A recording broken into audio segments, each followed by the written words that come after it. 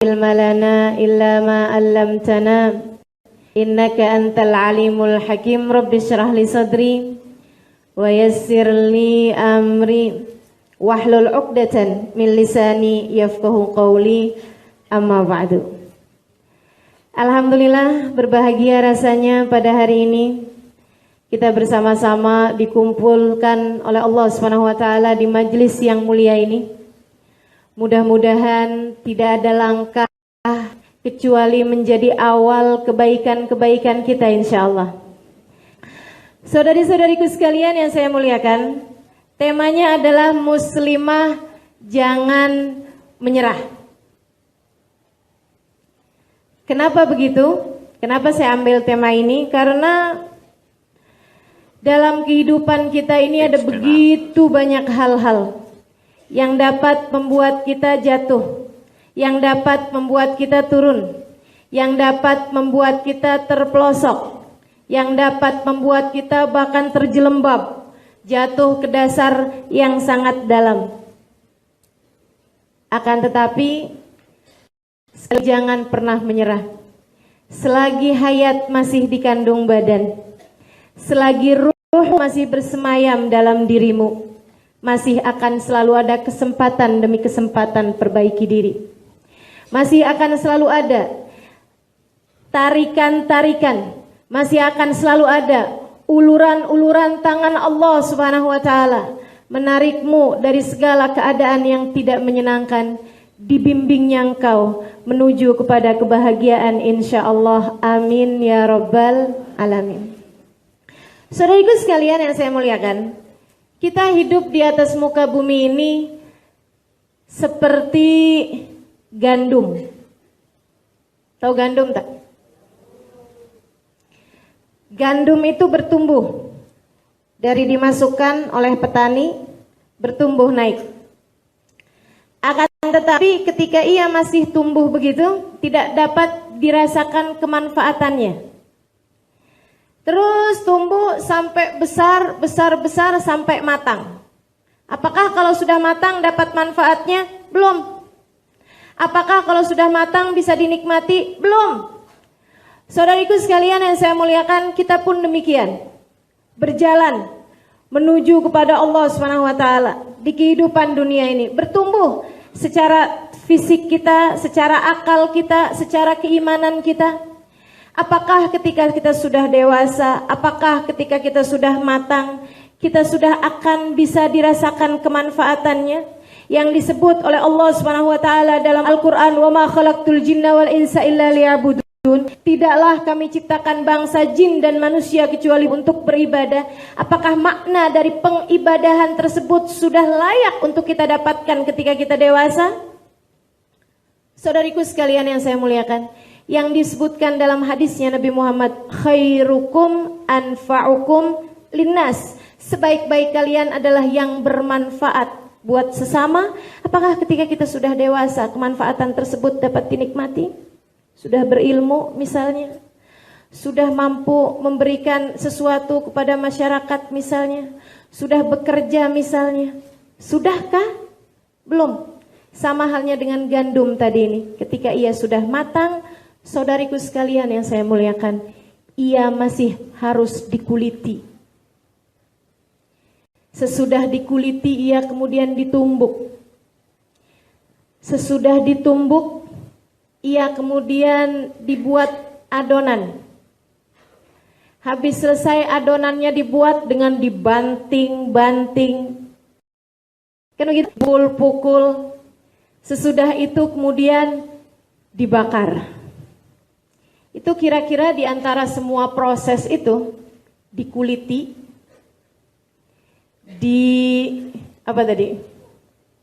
dipukul, dibanting, dibuat adonan, dihaluskan terlebih dahulu ya.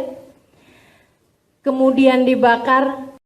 Dari dikuliti, dihaluskan, dilumatkan, dihancurkan, kemudian dipukul, dibuat adonan, kemudian dibakar. Mana yang kira-kira enak menurutmu? Jika engkau menjadi gandum, kira-kira ada yang enak tak dari keempat proses tersebut? dikuliti, ya Allah. Kemudian dihancurkan pula, ditumbuk pula, ya Allah. Kemudian sesudah itu dibanting-banting pula, ya Allah.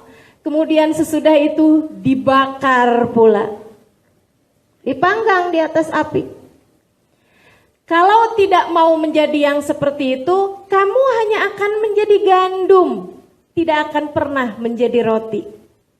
Maka di kehidupan dunia ini, semua kesulitan yang kau hadapi adalah jenis dari pengulitan, penghancuran, pemukulan, kemudian pembakaran. Tidak akan pernah ada seorang muslim pun yang kemudian tidak melewati proses-proses yang seperti itu. Allah berfirman dalam Al-Quran, A'udzubillahi minasyaitonirrajim. Afahasiban nas an yutraku an yaqulu rabbunallah walam yuftanu an yaqulu amanna walam yuftanu. Kata Allah Subhanahu wa taala, apakah manusia menyangka bahwasanya dia akan berkata, ya Allah kami beriman, ya Allah kami beriman, dan dia tidak diuji? Tidak akan, kata Allah. Ketika kamu berkata kami beriman ya Allah, Tuhan kami adalah Engkau ya Allah, maka kata Allah, bersiaplah, aku akan menjadikanmu sebuah roti. Aku akan menjadikanmu sebuah roti. Sehingga manisnya keimanan tersebut akan terasa olehmu dan juga orang-orang di sekelilingmu. Hingga engkau akan aku jadikan sebagai hamba-hamba pilihanku.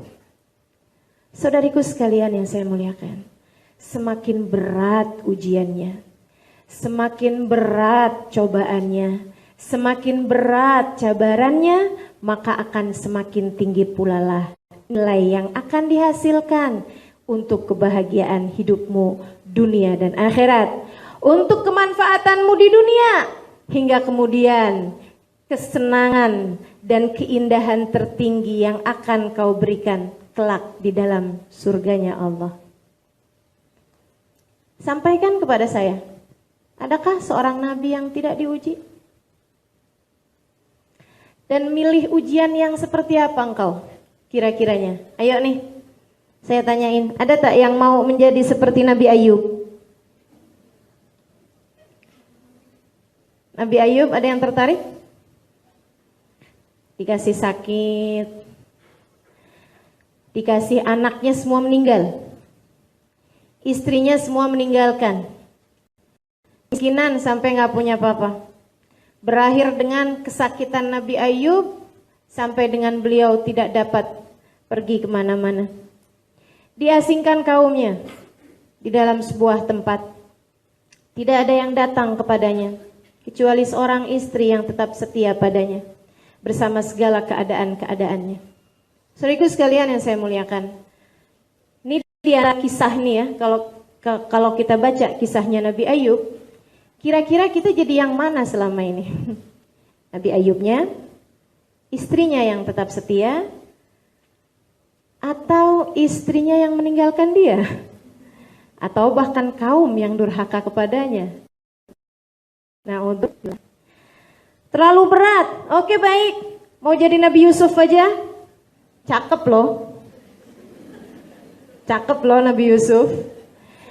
Tapi ya Allah, cakep rupa, tidak cakep nasibnya, kalau boleh dibilang seperti itu. Saudaraku sekalian, kecil-kecilan sudah dibuli.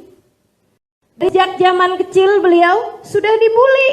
Saudaranya semua benci kepadanya, mengatakan, la Yusuf akhu ahabbu ilaina min abina wa nahnu usbah. Nih Yusuf sama saudaranya Benyamin lebih disayang sama bapak kita daripada kita semua, padahal kita banyak jumlahnya. 10 kami semua seperti tidak ada di mata ayah kita, di mata ayah kita. Yuk kalau gitu kita singkirkan aja Yusuf, dibuang di sumur.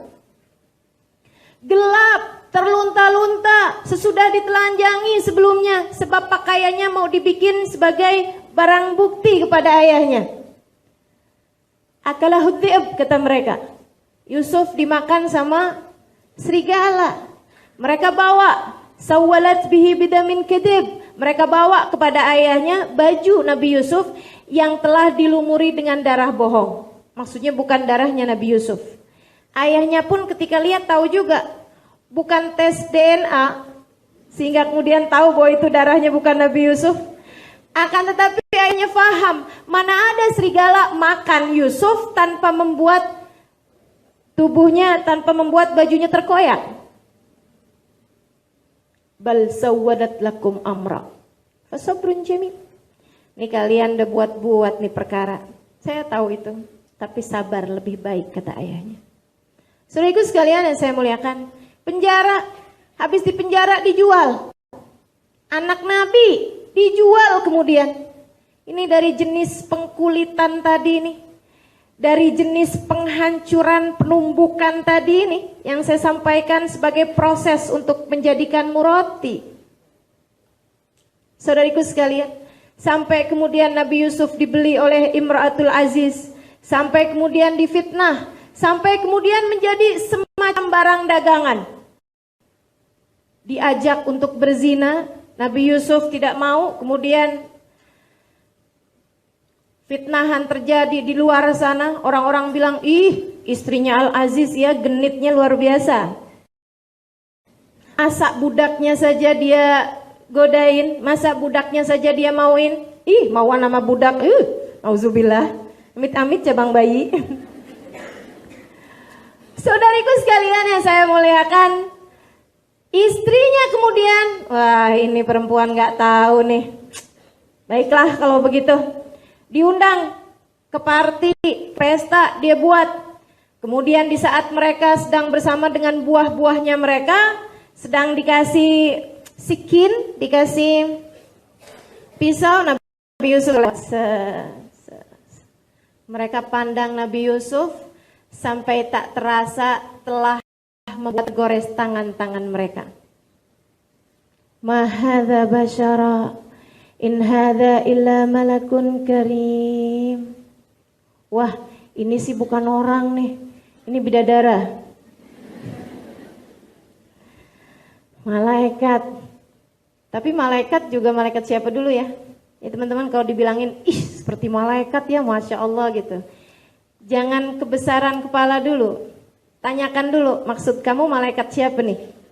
Jangan-jangan Israel. Saudariku sekalian yang saya muliakan, Nabi Yusuf. Kemudian sesudah itu Nabi Yusuf bilang, ya Allah kayaknya susah jadi orang ganteng. Ujiannya besar jadi orang cakep, penjarakan saja saya ya Allah. Nabi Yusuf kemudian dipenjara lebih dari 10 tahun. Saudari-saudariku sekalian, jenis dari pembakaran yang dilakukan oleh Allah Subhanahu wa taala untuk menjadikan Nabi Yusuf menjadi sebuah roti yang enak dinikmati siapapun. Siapa mau dapat ujian yang kayak gimana kita? Semuanya sudah pernah.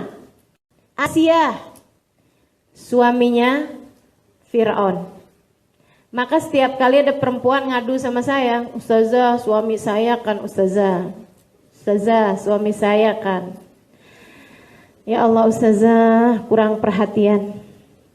Ya Allah Ustazah dia lebih tertarik janda belakang rumah. Segala macam pengaduan. Ya Allah Ustazah suami saya galak pun. Saya selalu bertanya kepada dia, kira-kira sama Asia mana lebih baik? Alhamdulillah seapa-apanya suami kita nggak Fir'aun amat. Ayo ya ini, subhanallah luar biasa benar.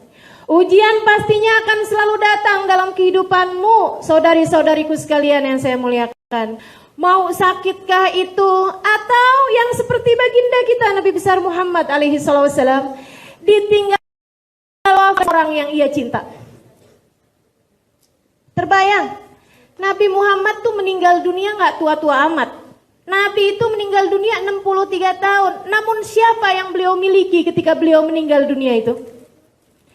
Ibundanya sudah meninggal dari sebelum ia kenal sungguh-sungguh dengannya. Ayahnya bahkan ketika ia berada dalam rahim ibunya, punya anak 7, 7-7-nya meninggal sebelum beliau meninggal.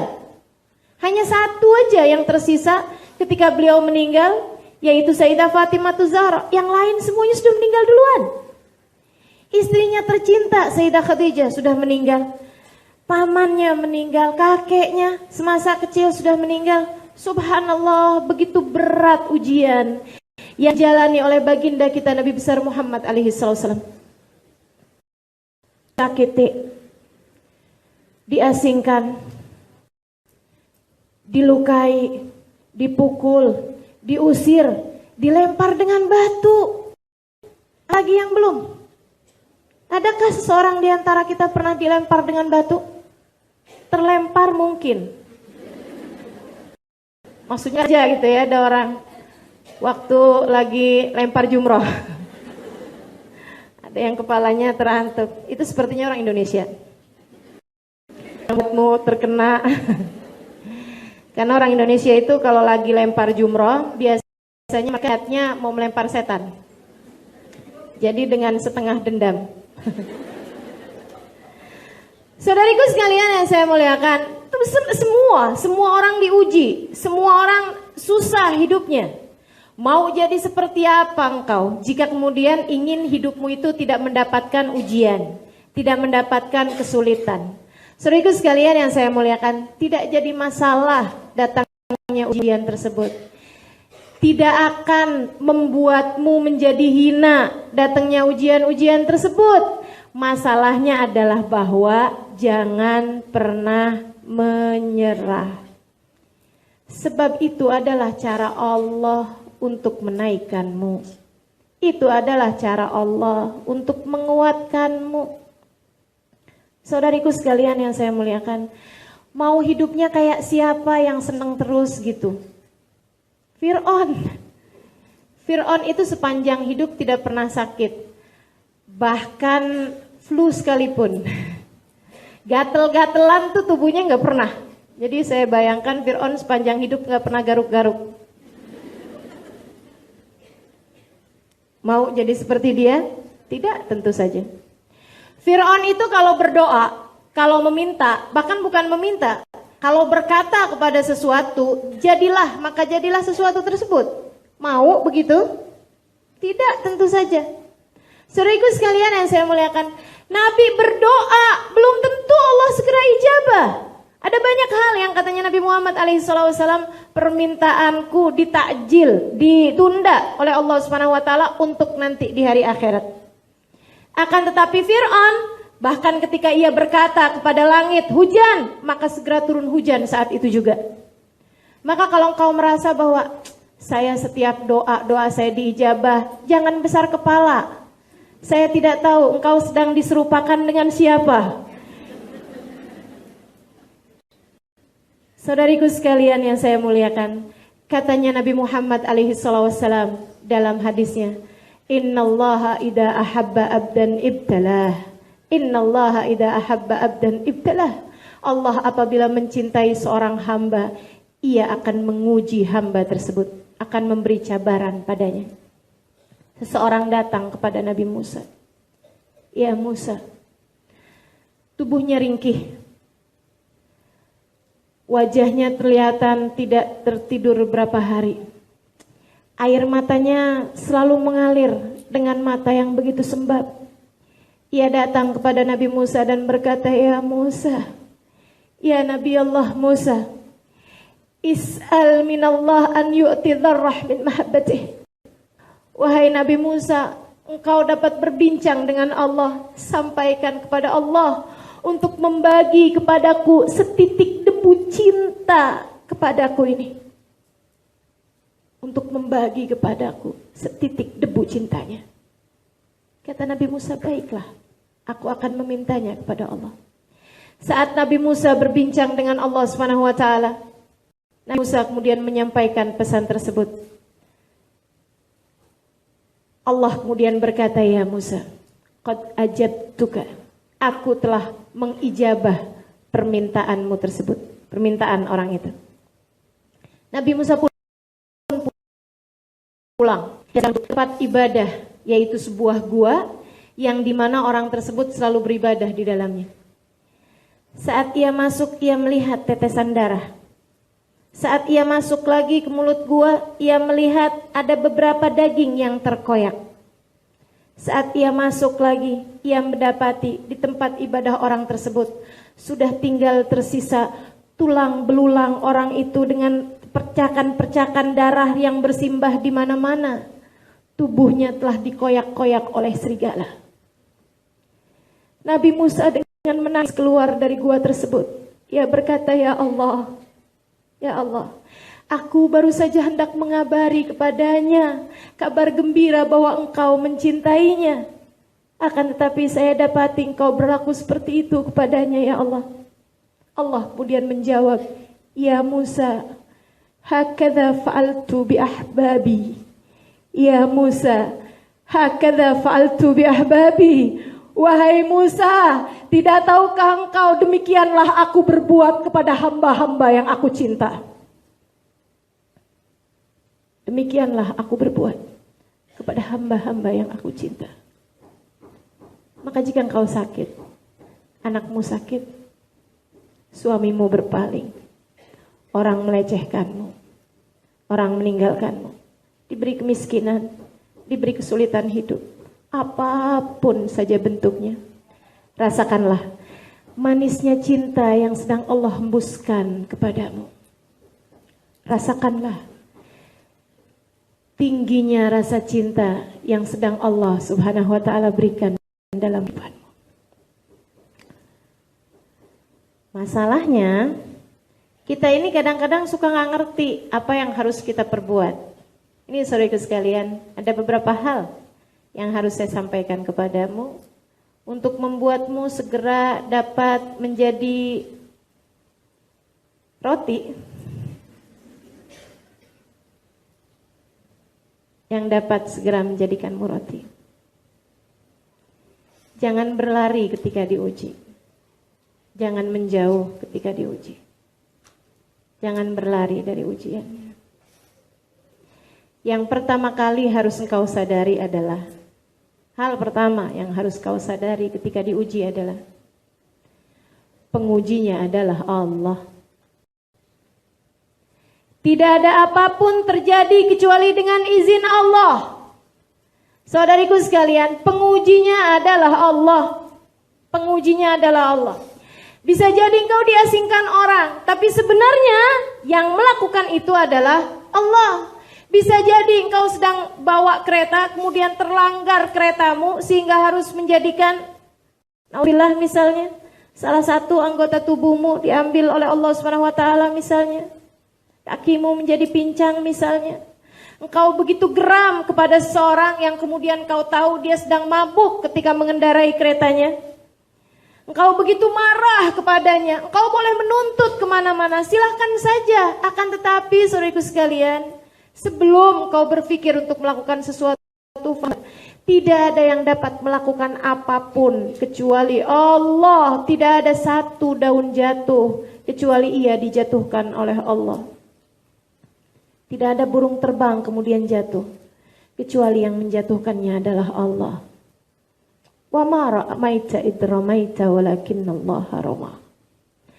Wa ma ramaita id ramaita walakinallaha rama. Begitu kata Allah Subhanahu wa taala dalam Al-Qur'an. Tatkala kamu melempar, kamu tidak sungguh-sungguh melempar, kata Allah, walakinallaha rama, akan tetapi Allah lah yang tengah melempar.